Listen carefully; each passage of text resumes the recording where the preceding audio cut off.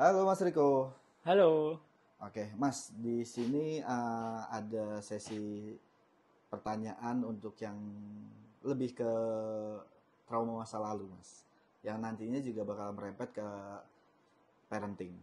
Nah, mungkin banyak orang yang merasakan hal ini sewaktu kecil, terutama dari perempuan, yaitu trauma seksual, Mas. Mungkin waktu kecil itu banyak dari member kita yang mengalami entah itu kekerasan, entah itu pelecehan dan sebagainya macamnya, akhirnya bisa menjadi trauma.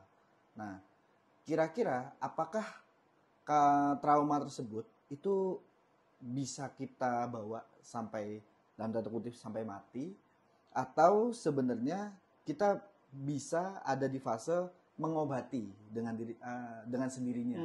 Nah, itu menurut Mas Riko gimana ya? Oke, nggak ada istilah waktu mengobati, nggak ada. Waktu tidak bisa mengobati. Itu cuma kata-kata motivasi jangan aja. Menunggu waktu, oke? Jadi disadari. Jadi kalian perlu benar-benar sadar itu. Jadi trauma itu bisa terbawa ke anak, karena pola didikan kalian otomatis berdasarkan trauma kalian, ya kan? Kalau kalian punya trauma pelecehan, ya pasti nggak jauh-jauh dari itu pendidikan kalian, dan otomatis anak kalian juga ketularan. Nah, kalau kalian punya trauma, misal kalian dulu itu mengalami KDRT dari suami, ya pendidikan kalian pasti nggak jauh-jauh dari itu. Mungkin kalian secara tanpa sadar membalas dendam ke suami, terus kalian keras ke anak, mungkin aja. Iya kan? Nah, intinya ketika kalian membawa beban masa lalu, entah itu trauma, entah itu perasaan yang terpendam, itu pasti akan terbawa ke kehidupan sekarang. Dengan interaksi kalian ke anak, itu akan terbawa dan tersalur. Otomatis kalian tidak in the present moment, dan otomatis ya kalian menderita. Yang lebih bahaya adalah ketika ibu hamil. Oh, ibu hamil itu malah fase lebih rentan, berbahaya. Kalau ibu hamil diselingkuhin sama suaminya, kan identitasnya sudah terbentuk. Misal lah, sampean punya istri, kemudian hamil, kemudian sampean selingkuh, kira-kira istrinya merasa apa? Nggak berharga. Nggak berharga kan? Pasti. Oke kan, nggak berharga kan? Kalau nggak berharga, kemungkinan besar dia juga akan nyalain anaknya. Ya kan? Kenapa sih harus hamil? Kenapa sih aku kalau nggak hamil, aku bisa ngelayani Daniel nih, dia pasti nggak selingkuh gitu kan? Ya. Otomatis mungkin apa yang dirasakan si ibu hamil tertransfer melalui plasenta ke anaknya, dirasakan oleh anaknya juga. Kemudian pola didikan ketika sudah lahir juga kan otomatis mengikuti pola pendaman itu kan. Otomatis ketika kecil terbentuk identitas anak yang tidak diharapkan. Kira-kira ketika dia tumbuh dewasa muncul urgensi bunuh diri nggak kira-kira? Bisa jadi, kemungkinan Mas. ada. Bisa jadi. Karena dia merasa tidak diharapkan oleh orang manapun. Dan ketika itu identitas tercetak ketika kecil, identitas kita itu yang anak yang tidak diharapkan itu akan terbawa ke semua interaksi kita. Awal interaksi kita kan sama keluarga. Ya. Tercetak kan? Yang paling dekat. Sebelum sama keluarga, interaksi kita sama ibu hamil. Ibu kita yang hamil kita.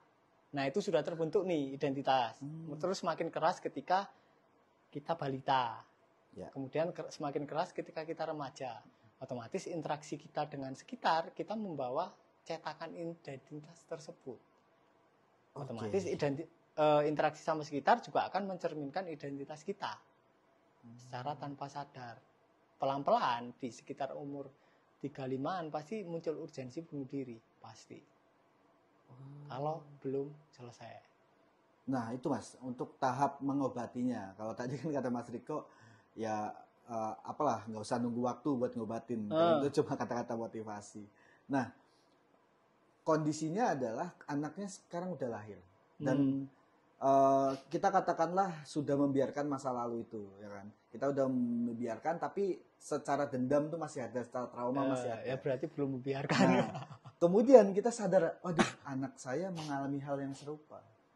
Nah, itu gimana Mas caranya supaya kita sebagai orang tua dan juga anak itu bisa sembuh bareng-bareng. Ya disadari, jangan lari. Oh, Ya kalian perlu tahu kebiasaan lari kalian, terus ya sekarang jangan lari, disadari total rasa nggak nyamannya. Berarti secara nggak langsung ya udah apapun yang udah kita alami dulu disadari, mencoba berdamai. Kalau dalam mencoba berdamai itu sebenarnya kata yang tepat gak sih Mas? Atau itu Enggak. juga sebenarnya lari? Lari, karena Lari sampai juga. mencoba berdamai. Karena mencoba. Oke. Nah, tahap menyelesaikannya Mas.